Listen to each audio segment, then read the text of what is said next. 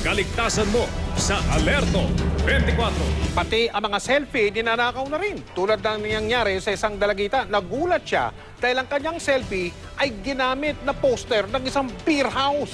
Si Michael Pati na Alerto 24. Matapos mag-selfie, kadalasan kasunod ang pag-upload ng mga ito sa mga social networking site. Pero hinay-hinay daw ayon sa mga otoridad.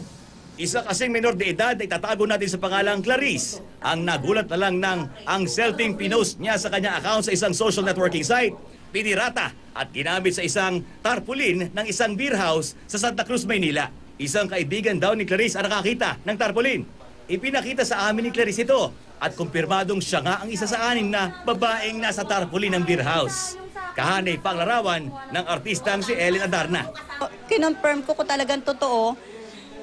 Sinurveillance ko po siya. Tapos saka ako pumunta dito sa City Hall para ireklamo sila. Kasi kahihiyan ng anak ko yun. Hindi naman po nagtatrabaho yung anak ko doon eh. Agad dumulog ang ina ni Clarice sa mga pulis. Kilala rin daw ni Clarice ang isa pang babaeng nasa larawan at kinumbisi na ring magreklamo sa mga otoridad.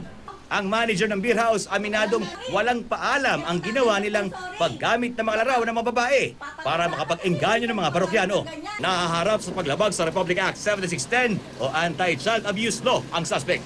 Paalala ng pulisya, mag-ingat sa pag-post ng selfie sa mga networking sites.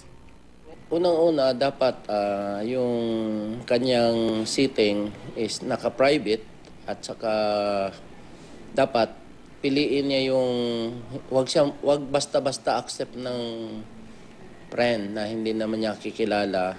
Naging aral naman para kay Clarice ang pagpo-post ng sexy pictures sa social networking sites. Huwag niyo masyadong ipapublic yung mga picture niyo kasi madaming loko-loko ngayon na nangunguha ng picture sa Facebook tapos ginagamit sa mga masasamang paraan. Michael Pati, nakatutok, 24 oras.